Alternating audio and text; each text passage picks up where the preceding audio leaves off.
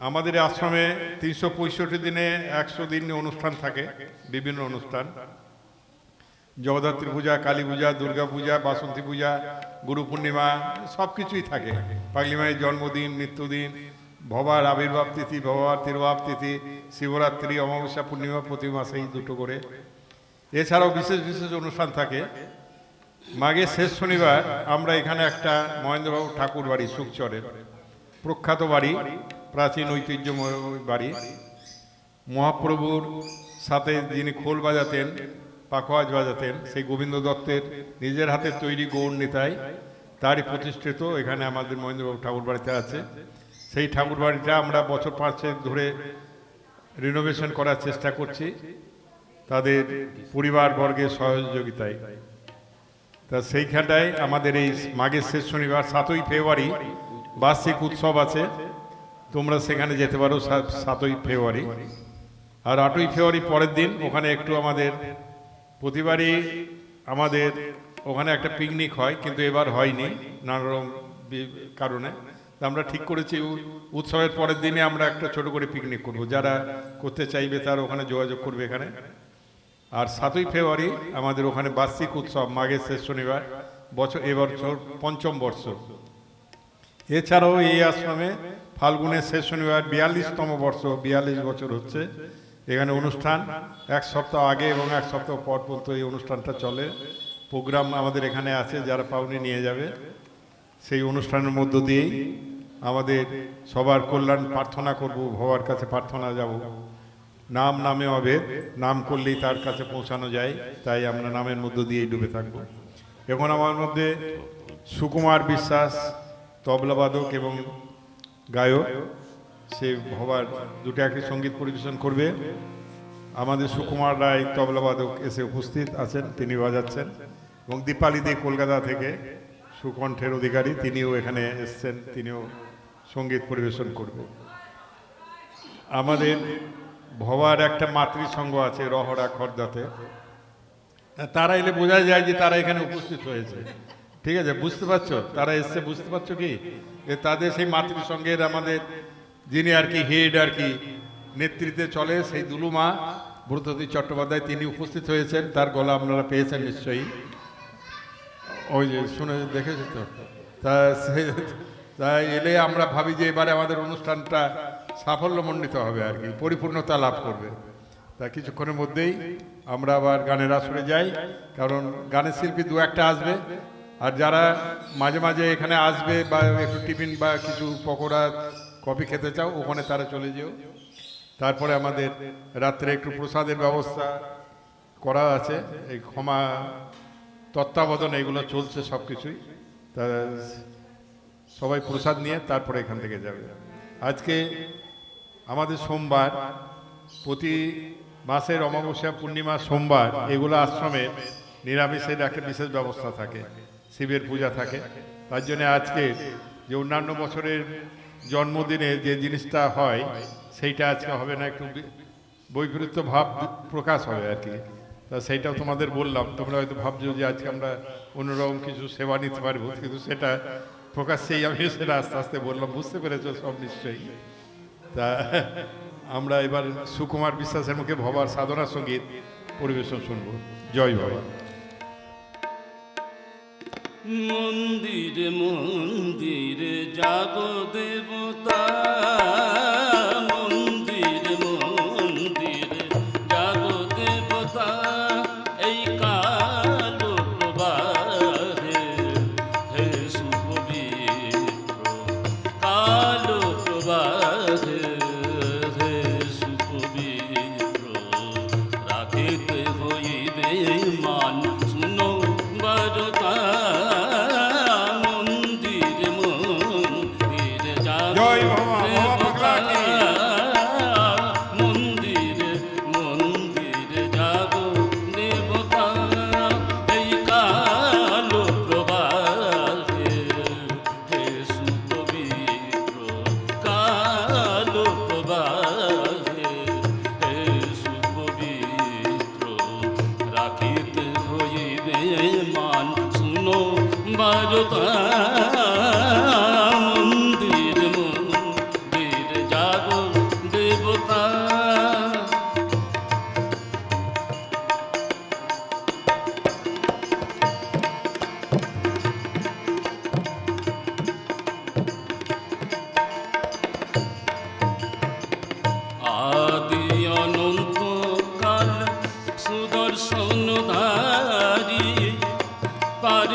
সারথি দে বৈকুণ্ঠ বিহারী আদি অনন্ত কাল সুদর্শনধারী পার্থ সারথি দে বৈকুণ্ঠ বিহারী নেমে সমরতে রহিও না স্বর্গে নেমে সমরতে রহিও না স্বর্গে শিখি পূজ্য চঞ্চল ভারত গীতা মন্দিরে মন্দিরে মন্দিরে মন্দিরে যাব দেবতা মন্দিরে মন্দিরে যাব দেবতা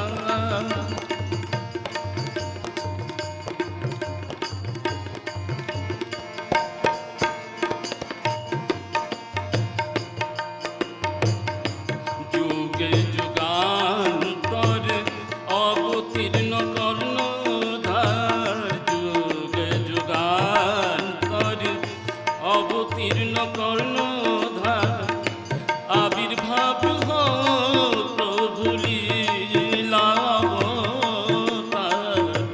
যুগে যুগান্তরে অবতীর্ণ কর্ণধার আবির্ভাব প্রভু লীলাবতার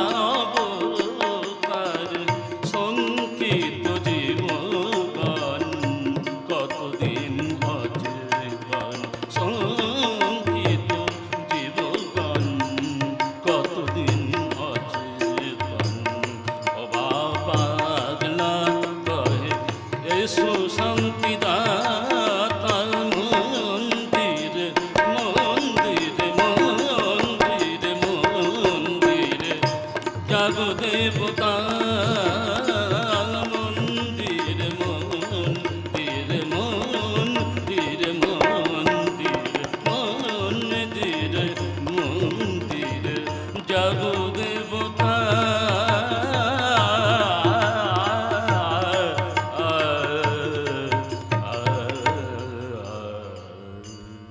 জয় বাবা, জয় বাবা।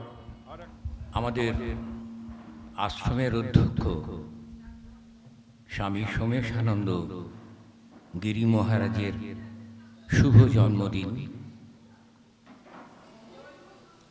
আজকের এই বিশেষ দিনে এখানে উপস্থিত থাকতে পেরে আমি ধন্য মনে করছি।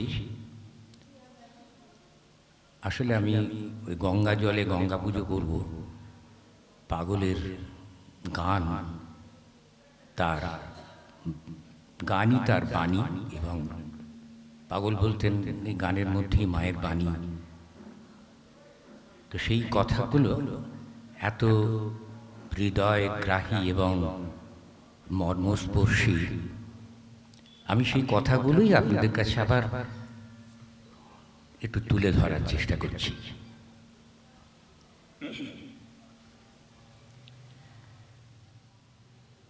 ওগো গুরু, আমায় করো করুণা, ঝড় তুফানে বেয়ে যাব গুরু তোমার দেওয়া তরিখানা।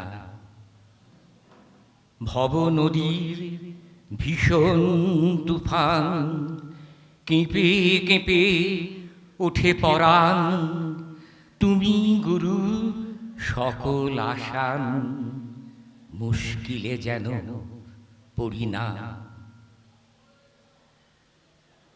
গুরু যদি আমার সহায়, তবে কেন করব হায় হায়। গুরু তোমার পায়ে সকল উপায়, চরণ ছাড়া করো না। সকল তীর্থ সকল কর্ম, তুমি গুরু বড় ধর্ম। গুরু ছাড়া কে বুঝবে মর্ম, গুরুই শ্রেষ্ঠ উপাসনা। গুরু অগতির গতি, গুরু একাধারে শিব পার্বতী। গুরু কৃষ্ণ, গুরু শ্রীমতী, গুরুই গঙ্গা যমুনা, ভবার গুরু বিশ্বজনা, সে কথা কেউ জানে না, যে জানে সে কথা কয় না, সে জড়িয়ে আছে পা দুখানা।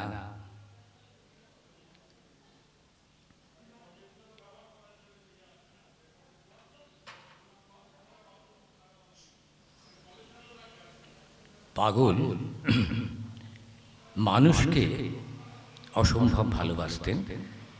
তিনি বলতেন যে মানুষই ভগবান। হ্যাঁ গো বাবা। তাছাড়া তার বিভিন্ন জীবজন্তু, পশু পাখি সকলের প্রতি ছিল গভীর ভালোবাসা। উনি একদিন লিখলেন, ওরে মানুষ, দেখবি যদি ভগবান, ছেড়ে দে তোর হিংসাবৃত্তি, ওই তো বিঘ্ন অতি প্রধান। ছেড়ে দে তোর ভিন্ন ভেদ, দেখ না শাস্ত্র, দেখ না বেদ, বাইবেল কোরআন নয় রে প্রভেদ। শোন রে হিন্দু, শোন মুসলমান, ভিন্ন নয় রে আল্লাহরি। শোন রে ফকির ব্রহ্মচারী, দেখতে তারে হয় না দেরি। খুলে দে তোর হৃদয় প্রাণ। কিবা মসজিদ কিবা মন্দির, শাস্তি ওটা যেমন বন্দির। বাইরে আয় রে, দেখ রে সন্ধির উড়ছে নিশান এই বিশ্বখান। ভবা পাগলা কইবে কত, সবার পদে হয় সে নত। দেখ না ভেবে শত শত, আসা যাওয়া এক সমান। আবার পাগল একদিন লিখলেন, কালনার মন্দিরে বসেই বোধহয় এটা লিখেছিলেন, যতটুকু জেনেছি, আমি বেদ, আমি বেদান্ত, আমি অনন্তের অনন্ত, আমি আদি, আমি প্রেম পরম সিন্ধু। আমি কৃষ্ণ, আমি কালী, আমি শিব, আমি ব্রহ্মা, আমি পৃথিবীর চিরবন্ধু। আমি নদ, আমি নদী, আমি হাসি, আমি কাঁদি, আমি জল, আমি স্থল, আমি অদ্ভুত এক বিন্দু। আমি পাহাড়, আমি সাগর, আমি পবিত্র, আমি পামর, আমি পাপ, আমি অভিশাপ, আমি সূর্য, আমি শরদিন্দু। আমি জবা, আমি ভবা, আমি মানুষ, আমি সেবা, আমি আলো, আমি কালো, আমি স্বর্গ, আমি নরক। কিন্তু শ্রী শ্রী ঠাকুর ভোয়া বাংলার আশ্রম কলকাতার পূর্বে ভবার মহাশক্তি আশ্রমের সুস্থরে এই আশ্রমে 42তম বর্ষ। বেশ কয়েক বছর ধরেই এই আশ্রমের সেবক ভবার পার্শ্বদ স্বামী সোমেশানন্দ, যিনি কুণ্ডাসোগান মহারাজ স্বামী বাবা, তারই আজ জন্ম আবির্ভাব। তাই আশ্রমের পক্ষ থেকে ইসলামে ক্ষমার উদ্যোগে এটা পালন হয়ে আসছে। ক্ষমা সবাইকে আমন্ত্রণ করতে না পারলেও যারা আশ্রমের সাথে খুব ঘনিষ্ঠ, যারা মনে করে তাদের টেলিফোনে বা আমাদের হোয়াটসঅ্যাপ গ্রুপে যারা আছে তাদের কাছে পৌঁছায় ক্ষমা। সেটাই আছে আমাদের দিন। এরপরেই আমাদের এই যে চিরাচরিত প্রথা আছে হিন্দু ধর্মের, পায়েস দেওয়া, প্রদীপ প্রজ্বলন, প্রদীপের মধ্য দিয়ে আশীর্বাদ নিয়ে আমাদের সবার আশীর্বাদ সবার মধ্যে আছেন, সেই আশীর্বাদই ভগবান আশীর্বাদ তুল্য। আমাদের এখানে ভগবান রাধামা সন্ন্যাসিনী, ভগবান রাধামা আশ্রম, পাগলিমায়ের আশ্রমে, এবং আমাদের বয়োজ্যেষ্ঠ দাদারা আছেন, কাজল সেনগুপ্ত, মানি বৌদি, হরিদা, এরা ভগবান সব পুরনো শিষ্য ভক্ত। এবং নতুন নবাগত যারা আছেন প্রত্যেকেই আমাদের আন্তরিক অভিনন্দন গ্রহণ করবে এবং বাবার আশীর্বাদ গ্রহণ করবে এই প্রার্থনা করি। জয় বাবা।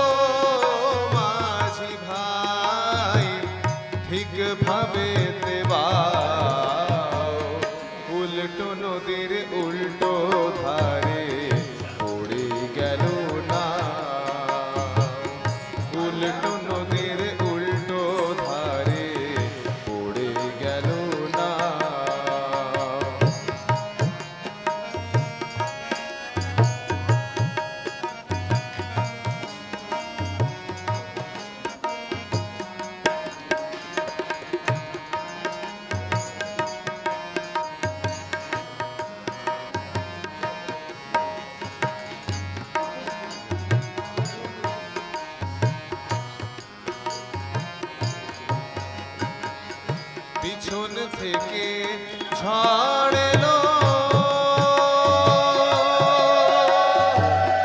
দেখতে পাও কি ভীষণ কালো। পিছন থেকে ঝড় এলো, দেখতে পাও কি ভীষণ কালো। একটু ভাই সমঝে চলো, একটু ভাই সমঝে চলো, একটু ভাই সমঝে চলো, খাম খেয়ালি থামাও। উল্টো নদীর উল্টো ধারে পড়ে গেল না হুঁশিয়ার ও মাঝি ভাই।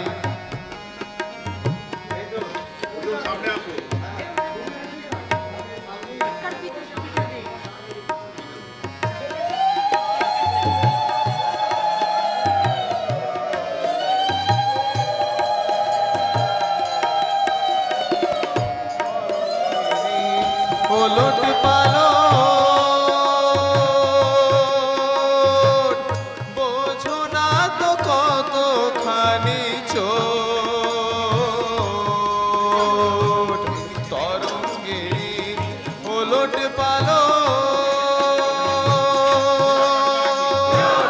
বোঝো না তো কতখানি চোট।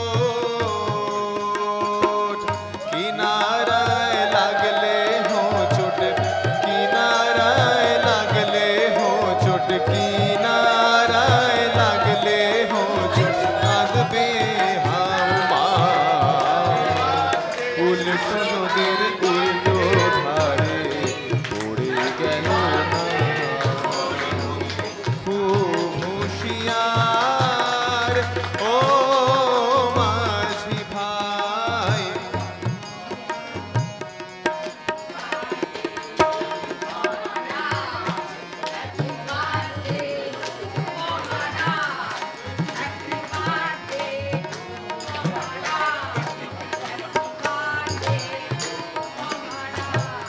বাবা পাগলা খুব হুঁশিয়ার, যেতে হবে নদীর পার। বাবা পাগলা খুব হুঁশিয়ার, যেতে হবে নদীর পার। খরস্রোতা নদীর ধার, খরস্রোতা নদীর ধার, খরস্রোতা নদীর ধার, মনে মনে বুঝে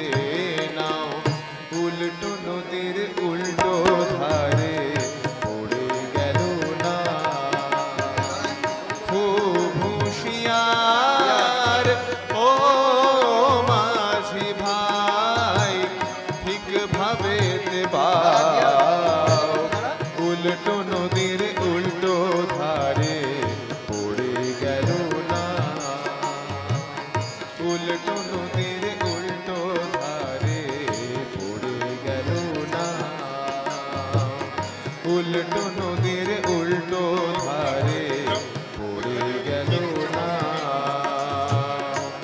খুব হুঁশিয়ার ও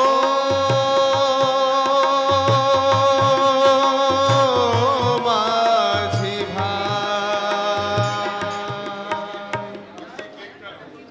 কে যেন কয়ে যায় কানে ভয় কি রে আমি আছি ভয় কি রে আমি আছি তোরি সনে কে যেন কয়ে যায় কানে কে যেন কয়ে যায় কানে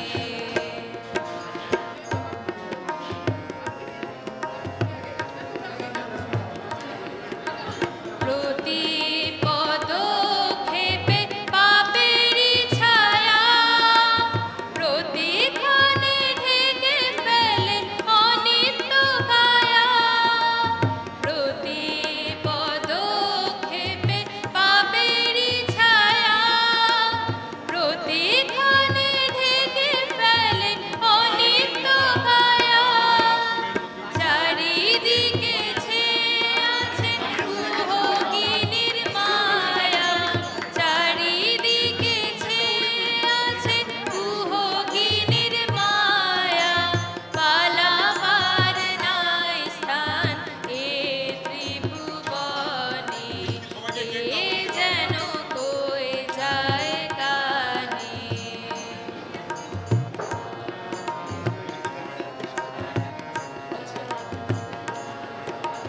কে আছে আমার ওরে এ যে আলেয়া মরুভূমির মরীচিকা উত্তপ্ত হাওয়া কে আছে আমার ওরে এ যে আলেয়া মরুভূমির মরীচিকা উত্তপ্ত হাওয়া হবার ভরসার ছবি ওই মহামায়া হবার ভরসার ছবি ওই মহামায়া আভৈ মধুর ধ্বনি শুনি শ্রবণে কে যেন কয়ে যায় কানে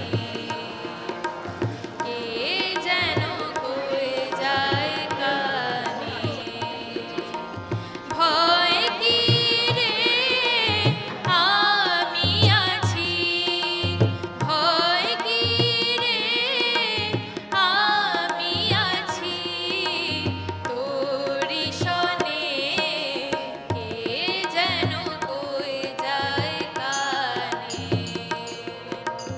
কে যেন কয়ে যায় কানে কে যেন কয়ে যায় কানে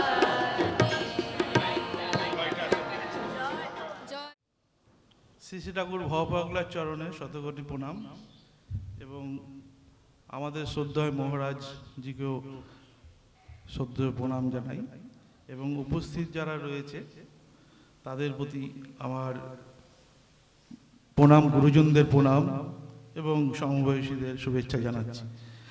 আজকে আমরা উপস্থিত হয়েছি আবির্ভাব তিথি।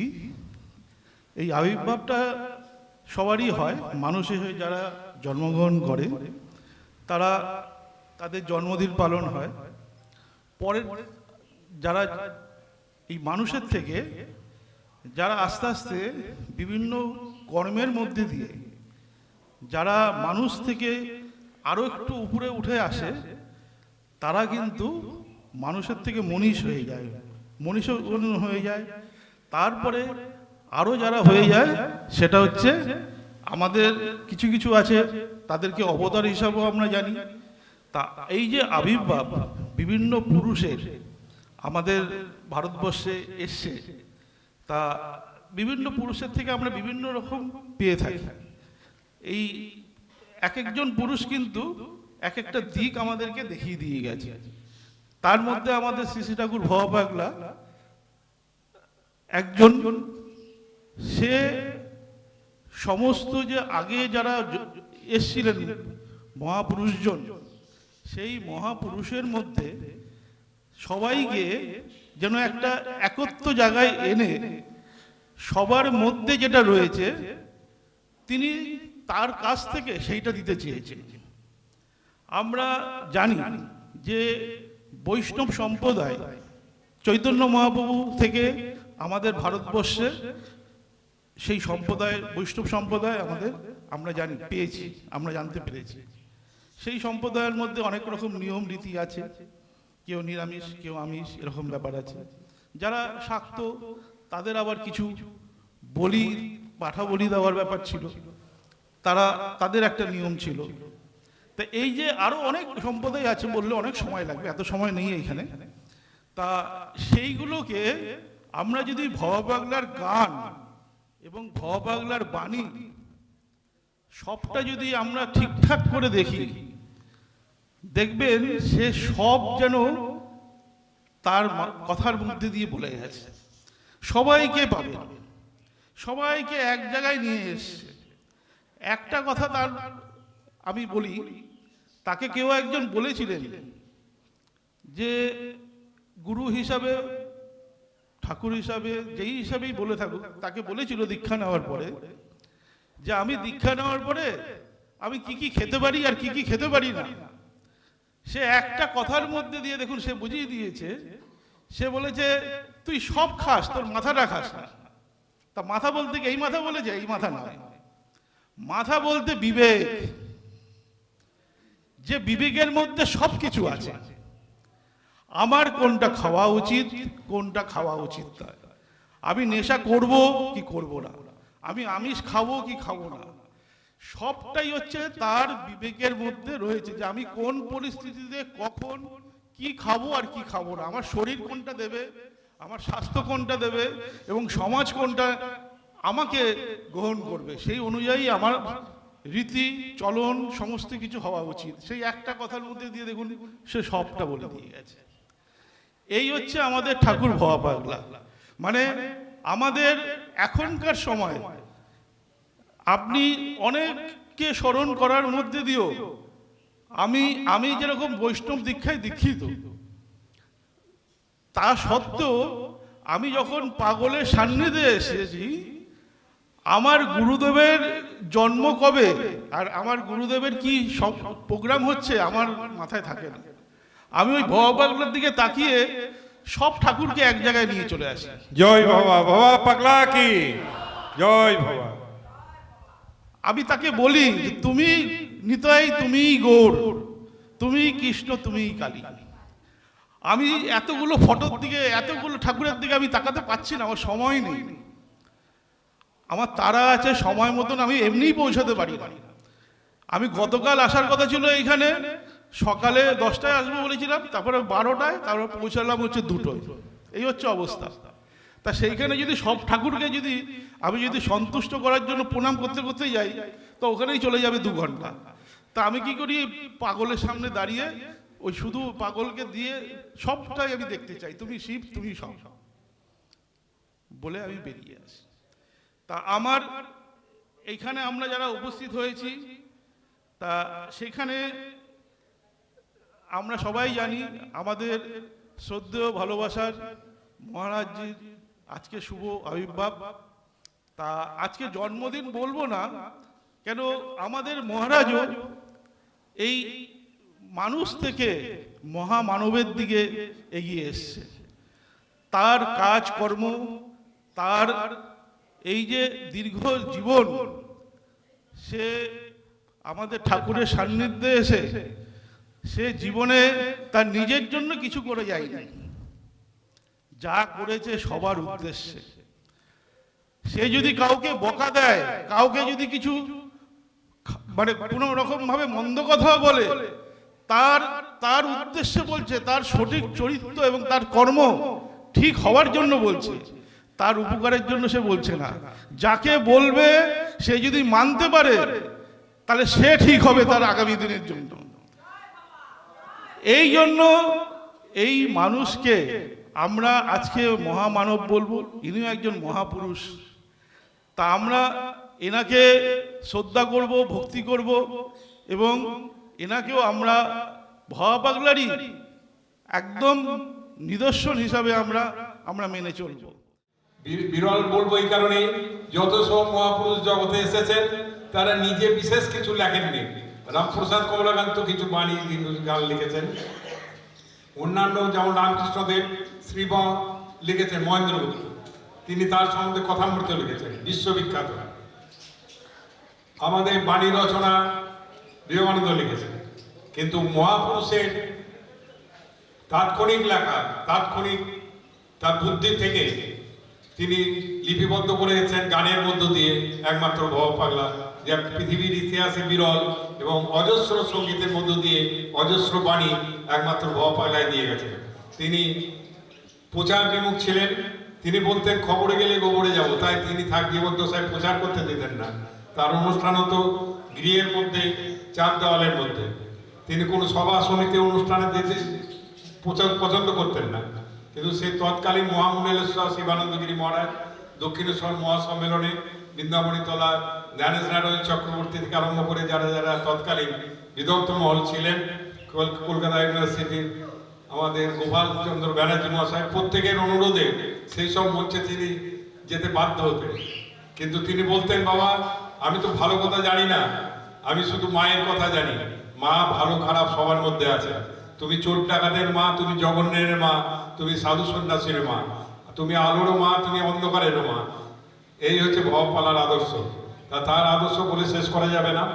আজকে এই শুভ দিনে তোমরা সবাই এসেছ, তার আশীর্বাদ সবারই মাথার উপর বর্ষিত। মনুষ্য জীবনের সার্থকতা লাভ করি, যেন আমরা বিফলে সময় নষ্ট না করতে পারি। প্রতিটা সময় যেন ঈশ্বরার্থে গুরুর সান্নিধ্য লাভ করে তার বাণী আমাদের জীবনে, ব্যবহারিক জীবনে যেন আমরা ব্যবহারিক জীবনে আমরা প্রতিফলিত করতে পারি, আমরা মেনে চলতে পারি। এই আজকের দিনে তার কাছে প্রার্থনা করব। এই বলে আমার সংক্ষিপ্ত বাক্য পুষ্পাঞ্জলি বহদারা মায়ের চরণে, পরম গুরু শ্রী শ্রী ঠাকুর ভবপালার চরণ দিয়ে সমস্ত ভক্তের কল্যাণার্থে আমি এই প্রার্থনা করি, সমাপ্ত করছি। হরি ওম তৎসৎ। আমাদের মধ্যে স্বপন কুমার রায় মহাশয় সোদপুর থেকে এসেছেন, নর্থন প্যাথোলজির কর্ণধার। তিনি ভবার শিষ্য এবং তার মা বাবাও শিষ্য ছিলেন। তাদের বাড়ির পুরোটাই ভবার অনুগত শিষ্য ভক্ত।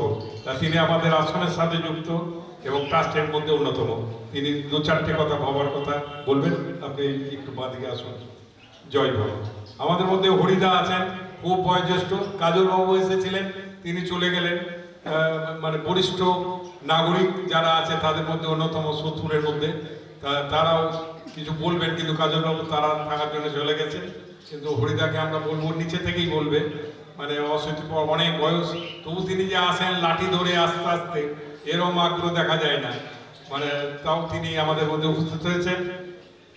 এইটা বলার উদ্দেশ্য এটাই, নবাগত যারা আছে তাদের নানা রকম মানে কাজের পরিধির জন্য আসতে সময় মতো পারে না, কিন্তু ঈশ্বরের যদি ইচ্ছা হয় সেই হাজার কাজের মধ্য দিয়েও তারা আসতে পারবে।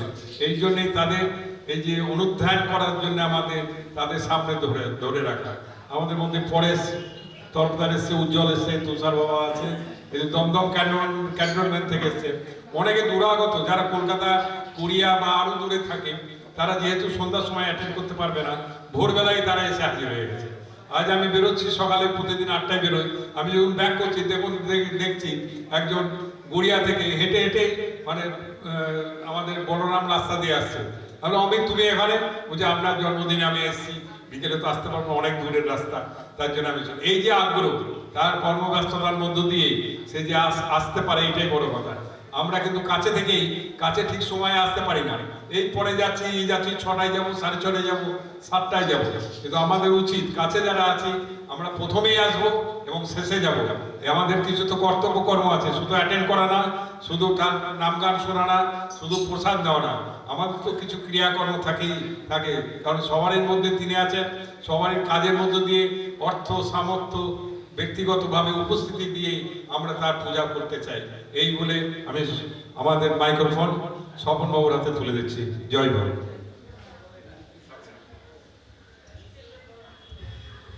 জয় বাবা।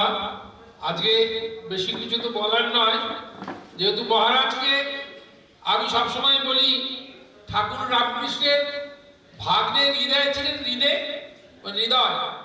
তা আমাদের হৃদয় বলতে ভবা পাগলা এখন নেই, তা এখন আমাদের হৃদয় এই হৃদয় সদয় মহারাজ যখন। তা সেই কারণেই বলি যে ভবা মানেই হচ্ছে ভাবাদর্শ।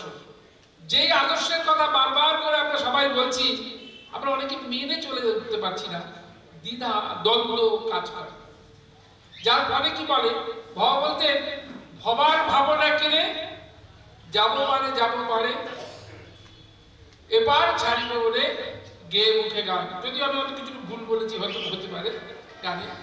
তো ভবা বলতেন আমার সঙ্গীতেই সব লেখা রে, দেখিস মা তোরা দেখিস, কিন্তু আমার গানেই সব লেখা আছে। বলতে একবার পারলে সারাদিনে একবার অন্তত হবা বলে একবার ডাকিস। আমরা সেটা পেরেছি কিনা জানি না, তবে এখনো আমরা চেষ্টা করে যাই। পাগলের সাথে এক কথা দুবার বলা উচিত না, কারণ আমরা দেখেছি এক কথা দুবার বললে উনি রাগ করেন। উনি বলেন তো শুনেছি তো, আমাদের মহারাজকেও দেখেছি বলতেন বারবার কেন বলছো, আমাকে তুমি একবার বলেছো তো, আমি বুঝে গেছি কি করতে হবে, তোমাকে আর পাকামি করতে হবে না। আমরা রাগ করি না, কারণ আমরা বুঝেছি অন্যায়টা আমিই করেছি। তাই পাগল বলতেন দেখ সমস্ত ধর্মের মানুষ তোর পরিবারের মানুষ, কারোর ক্ষেত্রে কখনো কুকথা প্রয়োগ করবি না, তাতে তোর নিজের ক্ষতি হয়। তুই যদি শুয়ে কখনো ওপরে কিছু ফেলিস, সেটা তোর বুকের মধ্যেই এসে পড়বে।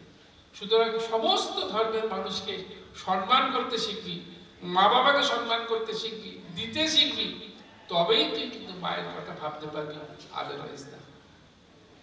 আমি ছোট্ট একটা কথা বলি, যেমন তন্ময়দার ব্যাপারে মহারাজ বললেন যে তন্ময় সকাল সন্ধ্যে এই আশ্রমের যখন বেড়ার বাড়ি ছিল, ছোট্ট একটা জায়গা ছিল, সেই জায়গাটা এই যে বিস্তৃত করা, তার পেছনে মহারাজের কি অকৃত্রিম টোটালি যে পরিশ্রম করেছিলেন। একটা সাইকেল নিয়ে আমরা দেখেছি, একটা সাইকেল নিয়ে উনি ওপারে যেতেন, আবার ওপার থেকে এপারে আসতেন, আবার এখান থেকে কখনো কখনো কোনো ভক্তের বাড়িতে চলে যেতেন। এই যে নিরলস পরিশ্রম, নিরলস প্রচেষ্টা, আজকে কিন্তু ভবা আমাদের সেই জায়গাটা মহারাজকে পেতে অন্তত পক্ষে সাহায্য করেছেন। তার কারণ হচ্ছে এই প্রচেষ্টাতে তার কোনো স্বার্থ ছিল না। কিছুক্ষণ আগেই ভক্ত প্রবর মধুসূদন যেটা বলে গেলেন, ওই একই কথা। আজকের এই আশ্রম কার? আমরা ভাবছি সদয় মহারাজের, আর সদয় মহারাজ ভাবছেন আমাদের সবার। এই সবারই তো আমার মধ্যে ভবার মহাশক্তির আশ্রয়, সেই আশ্রয়ে কিন্তু আমরা সবাই আশ্রিত, ভক্ত শিষ্য সকলেই। আমাদের এটা মনে করতে হবে। আমি যেটা তন্ময়দা সম্বন্ধে বলতে গিয়ে বলতে পারলাম না, তন্ময়দা তো আপনি শুনলেন মহারাজের কাছে যে কিভাবে এটাকে আগলে রেখেছে। পাশাপাশি ওনার মেয়ে সম্প্রতি ডাক্তার হিসেবে প্রতিষ্ঠিত হয়েছে। তো পাগলা সেই সময় বলতেন, ভবা সেই সময় বলতেন, জানিস বাবা ডাক্তার মানে কি? বলে ডাক, তার ডাক ছিল বলেই কিন্তু তিনি ডাক্তার, তিনি আমাদের চিকিৎসা করেন। তাহলে মানুষই তো মানুষ তার ডাকে ডাক্তার হয়েছে। কার জন্য? আমাদের জন্য।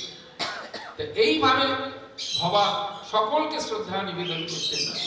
পাশাপাশি আমি আর কিছু বলবো না, শুধু এইটুকুই বলতে চাই ভবা সম্বন্ধে আমি মহারাজকে অনেকবার বলেছি, মহারাজ আমি তো পাগলের ওখানে গিয়ে বিভিন্ন মূর্তির কাছে দাঁড়িয়ে আমার তো শুধু বারবার পাগলের কথাই মনে আসে। বলে তাই করবেন। আমি বললাম দুর্গা প্রতিমার কাছে গিয়েও যদি কথা বলি বা প্রণাম নিবেদন করি, আমার তো পাগলের কথাই বারবার করে চলে আসে। তা আমি কি করব? মহারাজ বললেন ওই একই কথাই করবেন, যেটা যেটা আপনি ভাবছেন সেটাই করবেন, তাতেই আপনার মুক্তি, অর্থ কিছুতে না। তা আমরা সেটা দেখেছি পাগল বারবার করে কথা চাইতেন না, বারবার করে এই কথাটা বলতেন যে বাবা একবার ডাকিস, একবার শুধু বলিস, তাতেই আমার যা জানবার জানা হয়ে গেছে। আমার জীবন দিয়ে আমি বলি, আমার কখনো কোনো অসুবিধা হয়েছে, আমি শুধু পাগলকে স্মরণ করেছি। ওনাকে স্মরণে এবং মননে রাখতে হবে। ওনার কাছে বেশি বাড়াবাড়ি করে কোনো কথা বলার দরকার নেই, কোনো রাগ ঢাকের দরকার নেই। পরিষ্কার বলতে হবে যে বাবা কি পাগল, আমি কিন্তু এটা করেছি, তুমি আমার অন্যায় ক্ষমা করো। উনি সেই ক্ষমার দৃষ্টিতে দেখবেন। সেখানে কিন্তু আপনার যুক্তি তর্ক কিচ্ছু রাখা যাবে না। আপনাকে শুধুমাত্র তার কাছেই পেশ করতে হবে, আপনি পাবেন, পেতেই হবে। এই পাওয়াটা আমরা এখনো পর্যন্ত পেয়ে চলেছি, কিন্তু ভবা নেই। তিনি তো কালের নিয়মে তাকে চলে যেতেই হবে, সকলেই আমরা তাই করব। কিন্তু পাশাপাশি আমরা পাগলের অবর্তমানে, ভবার অবর্তমানে আমাদের এই হৃদয়কে আমাদের হৃদয়ে বসিয়ে দিয়েছি। এখানে আর কোনো জায়গায় কারোর সাথে কোনো কম্প্রোমাইজ নেই।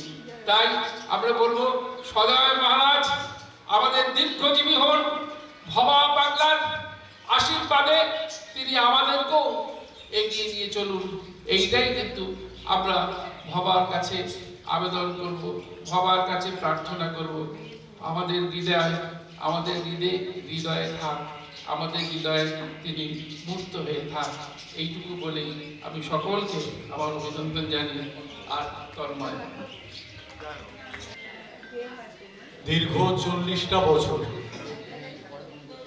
40টা বছর মহারাজকে আমি যেভাবে দেখেছি, একটা সাইকেল নিয়ে, একটা সাদা পায়জামা আর একটা পিঙ্ক পাঞ্জাবি এই নিয়ে ছুটে চলেছে। তখন আশ্রমটার এইখানটা যেখানে আজকে মহারাজের বসার আসনটা হয়েছে, একটা আম গাছ ছিল, অ্যাসবেস্টারের ঘর, ওর মধ্যেই পাগলের একটা ছবি। সেখানে সকাল সন্ধে জল বাতাসা পড়ত। তো সত্যি কথা বলতে আমি কিন্তু এই আশ্রমের দীক্ষিত নই, আমি আরেকজন মহাপুরুষের দীক্ষিত, কিন্তু কিভাবে জানি না এই আশ্রমটার মধ্যে এসে পড়লাম। আর যখনই এই আশ্রমের মধ্যে এসে পড়লাম আর বেরোতে পারি না। আমি বিভিন্ন জায়গায় যাই পাগলের কিছু কার্ড, কিছু আমন্ত্রণ লিপি দেওয়ার জন্য। অনেকে আমাকে অনেক কথা বলে, মহারাজ রেগে যাবে, ভীষণ রাগী, আরো রাগ ছিল, এখন একটু কমেছে। তো রেগে গিয়ে উনি অনেক কথা বলে, আমাকেও বলেছে। কিন্তু ওই রাগের পরে সেটা রেশ থাকতো, ওইখানেই শেষ হয়ে যেত।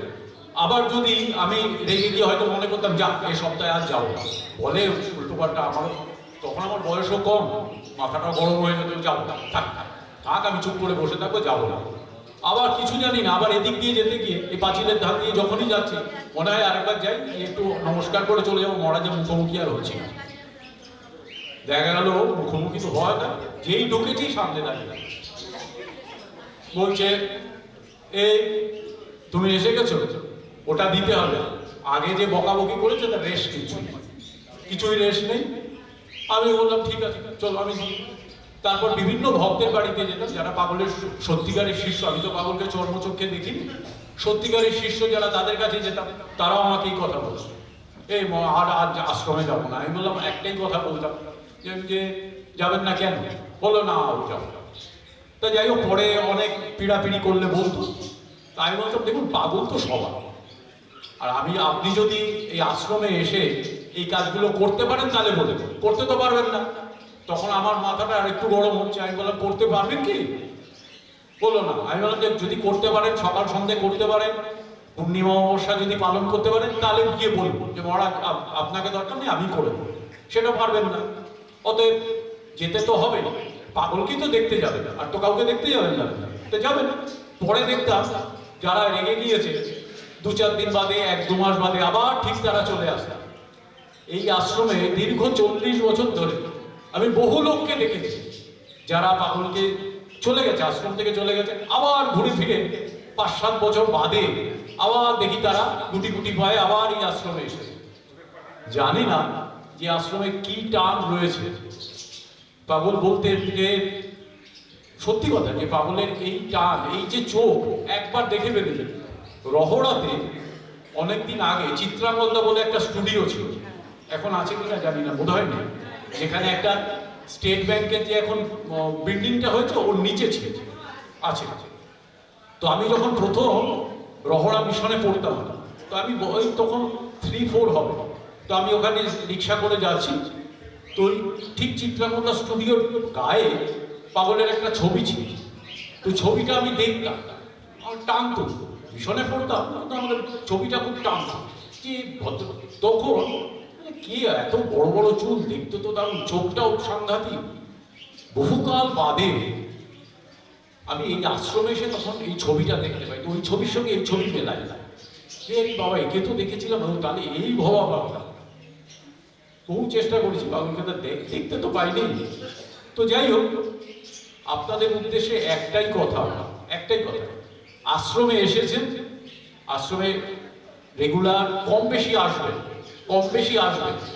আর যদি কোনো সমস্যায় পড়েন, আমি ব্যক্তিগতভাবে সারা জীবনে অনেকবার অনেক সমস্যায় পড়েছি, তো ওই নিভৃতে ছোট্ট করে পাগলকে বলেছি, পাগল দেখো এই সমস্যায় তো পড়ে গেছি, কাজ তো করতেই হবে, তুমি তো আমাকে যা করবার করবে, কাজ তো করতেই হবে, তো উতরে দিও ব্যাপারটাকে উতরে দিও, তারপরে যা হবে দেখা যাবে, কাজটা তো করি আগে। দেখেছি আস্তে আস্তে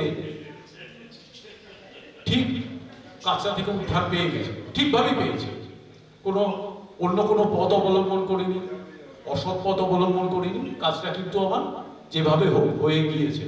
তো একটাই আবেদন আপনাদের কাছে, এখানে যারা এসছেন বা এখানে যারা আসবেন মনে করেছেন, আশ্রমটাকে কোনোদিন ভুলবেন না, কোনো দিনের জন্য না।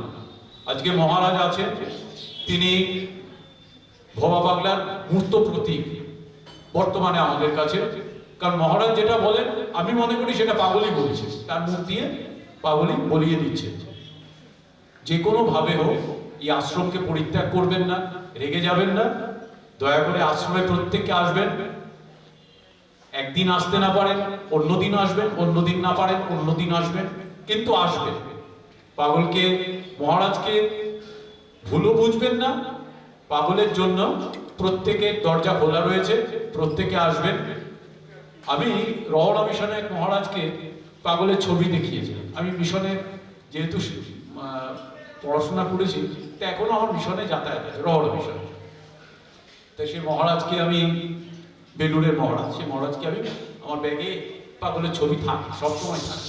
তাহলে এই ছবিটা দেখালাম, মহারাজ আমি এই আশ্রমের সঙ্গে যুক্ত। বলে স্যার আপনি এই আশ্রমের সঙ্গে কতদিন আছেন? আমি বললাম মহারাজ প্রায় দীর্ঘ 40 বছর, মিশন ত্যাগ করার পরে। তো বলছে হ্যাঁ আমি পাগলের গান শুনেছি, তার বিভিন্ন, আমার খুব ভালো লাগে যে তার গানের মধ্যে দিয়ে আমরা অনেক কিছু খুঁজে পাই। তো মিশনে তো জানেন আপনারা যে ওদের প্রতিটা জিনিস নিয়মানুবর্তিতা, ওদের নিয়মের বাইরে কোনো কথা ওরা বলে না। সকাল থেকে সন্ধ্যে পর্যন্ত কাজ, তারপরে যা ওর নিজেদের কাজ করবে। তা পাগল দেখে মনে হয় যে পাগল কারুর কাছে যায়নি, পাগল সবার কাছে গেছে, সবার অন্তরে ভেতরে ঢুকে পড়েছেন। বড় সাধু হন বা ছোটই হন, পাগল সবার জন্য আছে।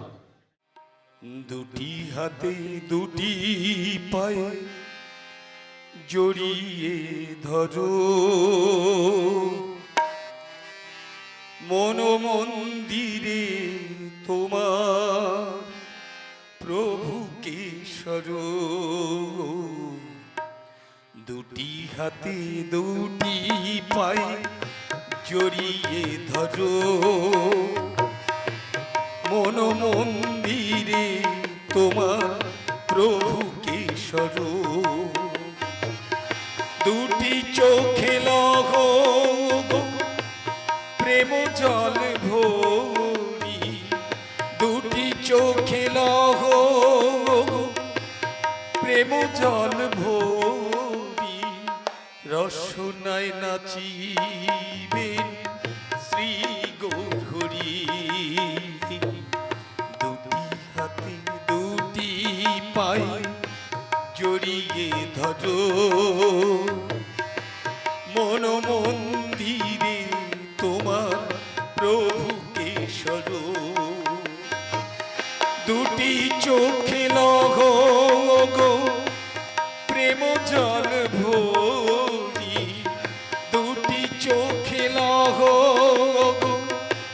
প্রেম জল ভরি, রসনায় নাচিবেন শ্রী গৌরহরি। দুটি কোলে তুলিল তুলসী মঞ্জুরি, যতন রতন মূর্তি পূজা করো। দুটি হাতে দুটি পায়ে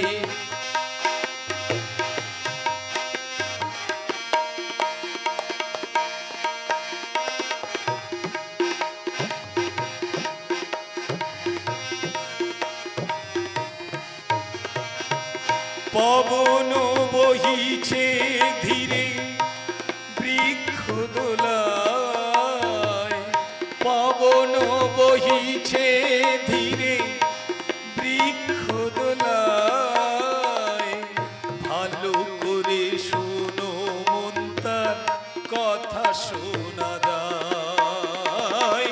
পবন বহিছে ধীরে বৃক্ষ দোলায়, ভালো করে শোনো মন তার কথা শোনা যায়। তুলনা করো না কারো কথায় কথায়, এ মিথ্যা ও সত্য পরাপর। দুটি হাতে দুটি পায়ে জড়িয়ে ধরো, মন মন্দিরে তোমার প্রভুকে সরো। দুটি চোখে লহ প্রেম জল ভরি, দুটি চোখে লহ প্রেম জল ভরি, রসনায় নাচিবেন শ্রী গৌরহরি। দুটি হাতে দুটি পায়ে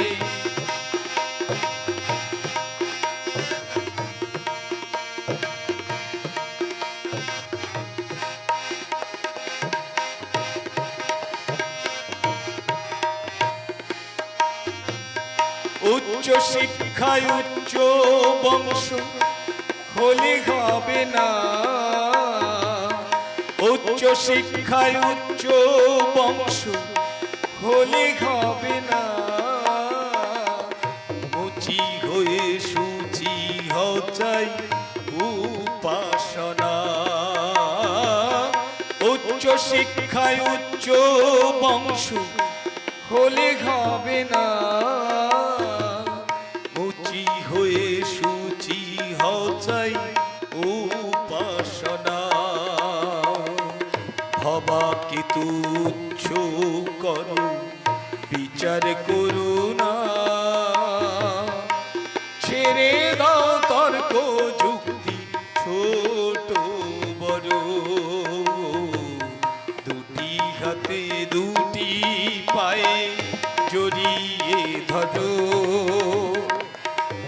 মন মন্দিরে তোমার প্রভুকে সরো। দুটি চোখে লহ প্রেম জল ভরি, রসনায় নাচিবেন শ্রী গৌরহরি। দুটি হাতে দুটি পায়ে জড়িয়ে ধরো, মন মন্দিরে তোমার প্রভুকে স্বরূপ, মন মন্দিরে তোমার প্রভুকে স্বরূপ, মন মন্দিরে তোমার প্রভুকে স্বরূপ। জয় ভগবান। হরি গুণ গাহ, হরি কথা কাহ, হরি হরি বলো, হরি হরি বলো। হরি গুণ গাহ, হরি কথা কাহ, হরি হরি বলো, হরি হরি বলো। হরি নাম কীর্তন, হরি নামে নর্তন, হরি নাম কীর্তন, হরি নামে নর্তন। হরি প্রেম নয়ন ঢালো ঢালো, ঢালো ঢালো। হরি গুণ গাহ, হরি কথা কাহ, হরি হরি বলো, হরি হরি বলো।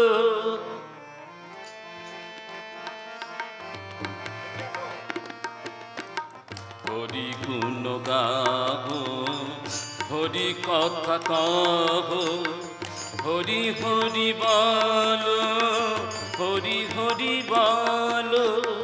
হরি নাম কীর্তন, হরি নাম নর্তন, হরি নাম কীর্তন, হরি নাম নর্তন। হরি প্রেম নয়ন ঢালো ঢালো, ঢালো ঢালো। হরি গুণ গাহ, হরি কথা কাহ, হরি হরি বলো, হরি হরি বলো।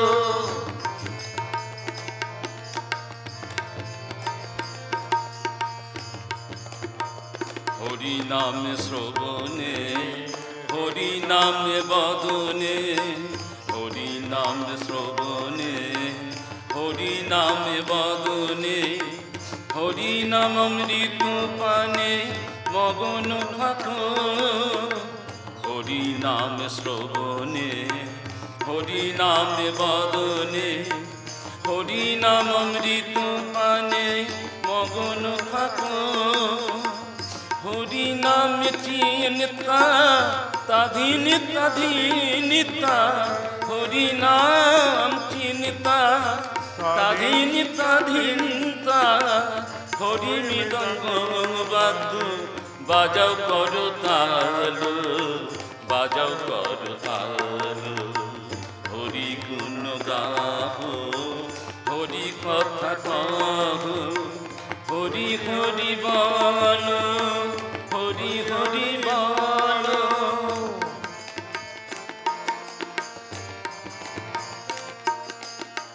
হরি ভক্তগণ, হরি সর্বজন, হরি ভক্তগণ, হরি সর্বজন। হরি নাম বিতরণ করিতে থাকো, হরি হরি ভক্তগণ, হরি সর্বজন। হরি নাম বিতরণ করিতে থাকো। হরি দীন বন্ধু, হরি ভব সিন্ধু, হরি দীন বন্ধু, হরি ভব সিন্ধু। ভবার ভাবের তরি বে চলো, বে চলো। হরি গুণ গাহ, হরি কথা কহ, হরি হরি বলো, হরি হরি বলো। হরি বল, হরি বল, হরি বল, হরি বল। বাবা বল, বাবা বল, বাবা বল, বাবা বল। জয়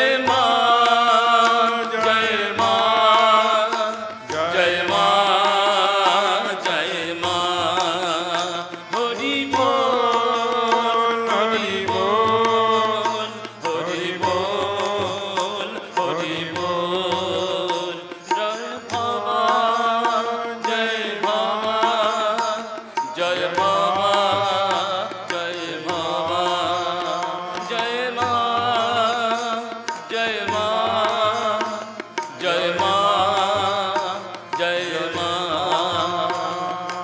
হরি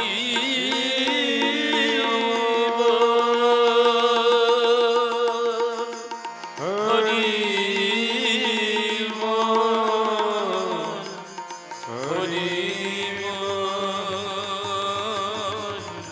হরি রাধা কৃষ্ণ প্রেমানন্দে হরে হরি বল শ্রী শ্রী গুরু পীতে হরে হরি বল शंकर भगवान की जय गंगा भागीरथी की जय श्री श्री ठाकुर भवा पगला की जय पगली माई की जय भवार भवनी की जय भवार भवधरा माई की जय भवार राधा रमन की जय गौरी शंकर महादेव की जय भक्त वृंद की जय अपन अपन गुरु महाराज की जय आज के অনুষ্ঠান की जय भवार साधना संगीत की जय फूल करताल की जय श्री श्री ठाकुर भवा पगला की जय हरि ओम तत्सत ओम नमस्ते सते सर्वलोकस्वयाय नमस्ते चीते विश्वरूपात्मकाय नम अद्वैत तत्ताय मुक्तिप्रदाय नम ब्रह्मणे व्यापीने निर्गुणाय हरि ओम तत्सत ओम शांति शांति शांति जय भगवान जय